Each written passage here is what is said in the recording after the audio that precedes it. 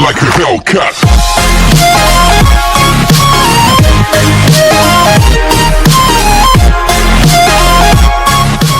Online classes आज का जो हमारा सेशन है वो है क्लास 5th का इंग्लिश का, जिसमें हम chapter number 5 the people of Hamelin पढ़ने वाले हैं। Okay, so are you ready? Let's start. देखिए, Hamelin was a small town in Germany. The people of this town were happy and prosperous.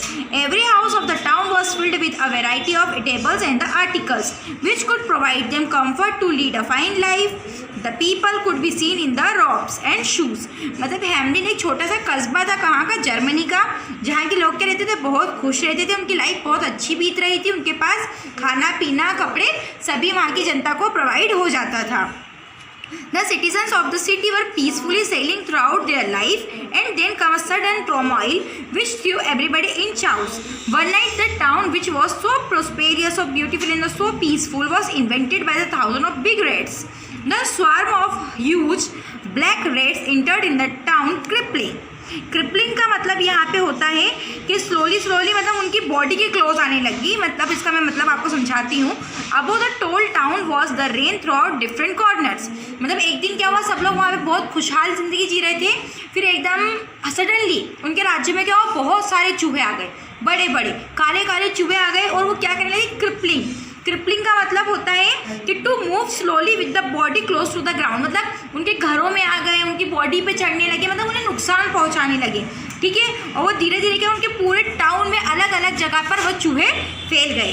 They swiftly entered each house through the holes, slides and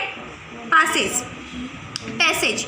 okay, slides का मतलब होता है narrow, मतलब वो लोगों के घर में कैसे घुस गए, गड्ढे में से घुस गए, बिल में से घुस गए. नेरो छोटे छोटे से गड्ढे होते हैं, उसमें से सभी के घरों में अंदर चले गए. The people who were sleeping on, ये हमारा नेक्स्ट पेज से पढ़ रहे हैं हम कि sleeping on their warm bed were awaked by amazing rustling sound and unfamiliar touch on their beds.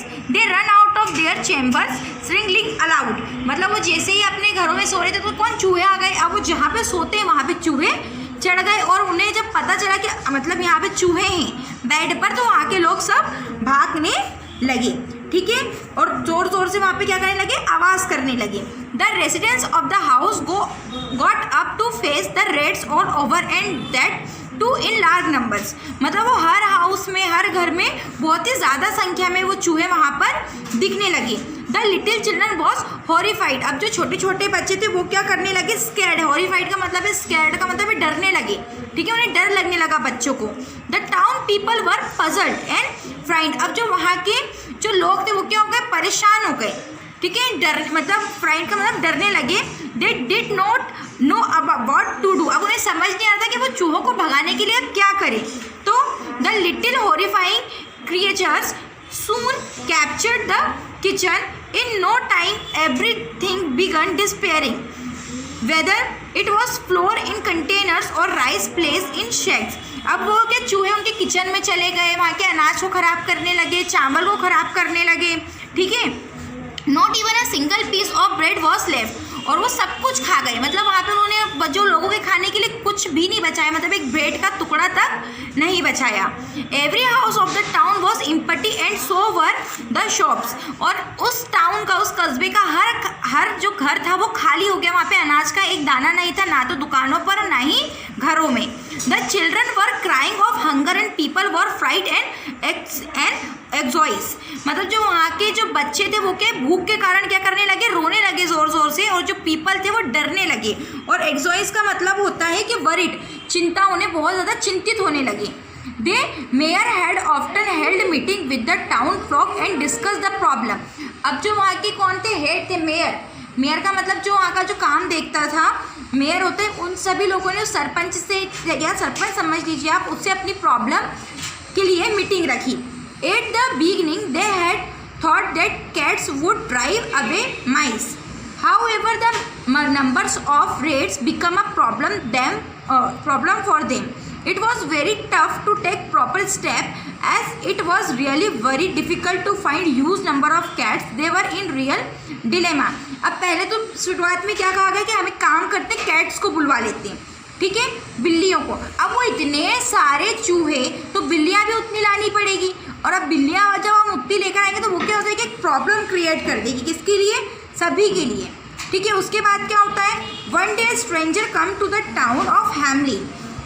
अब होता क्या है, उसी टाउन में एक दिन कौन आता है, एक अजनबी आता है, क्या लेके आता है साथ में, हैमलिन। हैमलिन क्या होता है, वाद्य यंत्र होता है, जिसे बजाने से क्या होता है, साउंड क्रिएट होता है, okay. He was sorry, Hamelin तो वहाँ की जगह का नाम है, ओके। मतलब वहाँ पे हैमलिन में कौन आता है कि वहाँ पे एक स्ट्रेंजर आता है, okay.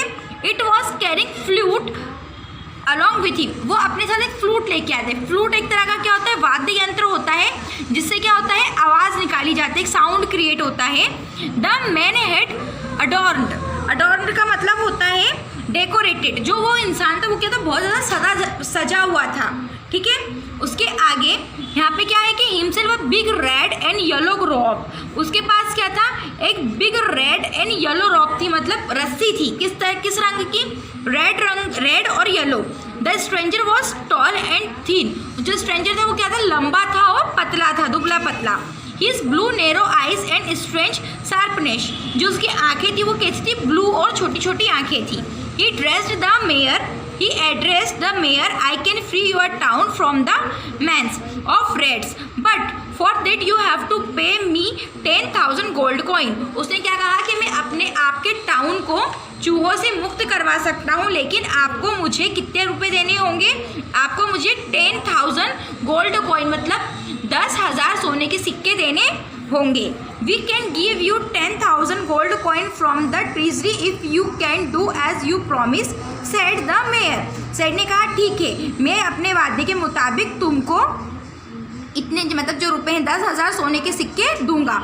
The stranger nodded his head and said in a day's time Hamelin will be have no rats. उसने अपना क्या करा, अपना जो सर है, सर मतलब ऐसा करके कहा, जैसे वो मतलब एक रिस्पेक्ट में करते हैं ना, सर नीचे झुकाते हैं, या फिर उसने सर हिलाते हुए कहा कि हाँ ठीक है, बहुत जल्द आपका जो हैमलिन है, जो जगह है वो चूहों से मुक्त हो जाएगी।